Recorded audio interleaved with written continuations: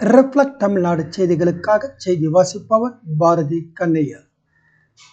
காஞ்சிபுரம் அருகே வையாவூர் கிராமத்தில் அருள்மிகு கன்னிமூல கணபதி ஆலயம் மகா கும்பாபிஷேகம் வெகு விமர்சையாக நடைபெற்றது.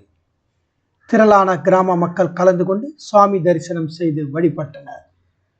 காஞ்சிபுரம் அடுத்த வையாவூர் கிராமத்தில் உள்ள தர்மநாயக்கன் பட்டறை பகுதியில் அருள்மிகு ஸ்ரீ கன்னிமூல கணபதி ஆலயம் அமைந்துள்ளது.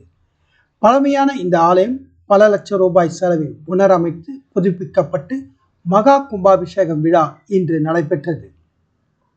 கும்பாபிஷேக விழாவை ஒட்டி யாகசாலை பூஜைகள் செய்து பல்வேறு புண்ணிய நதிகளில் இருந்து கொண்டு வரப்பட்ட புனித நீர் கலசத்தை சிவாச்சாரியர்கள் மேலதாளங்கள் முழங்க ஊர்வலமாக எடுத்து சென்று கோவில் கோபுரம், மூலவர் சந்நிதி, நவகிரகங்கள் உள்ளிட்டவைகளுக்கு புனித நீர் ஊற்றி கும்பாபிஷேக விழாவை நடத்தி வைத்தனர். கும்பாபிஷேக விழாவில் வையாவூர் தர்மநாயக்கன் பட்டறை, பாரதி நகர், நல்லூர் உள்ளிட்ட பல்வேறு பகுதிகளைச் சேர்ந்த கிராம மக்கள் ஏராளமானோர் கும்பாபிஷேக விழாவில் கலந்து கொண்டு சுவாமி தரிசனம் செய்து வணங்கி வழிபட்டு சென்றனர். கும்பாபிஷேக விழாவில் கலந்து கொண்ட கிராம மக்கள் மற்றும் பக்தர்களுக்கு அன்னதானங்களும் வழங்கப்பட்டது. காஞ்சிபுரம் மாவட்டத்திலிருந்து எமது செய்தியாளர் தினேஷ்.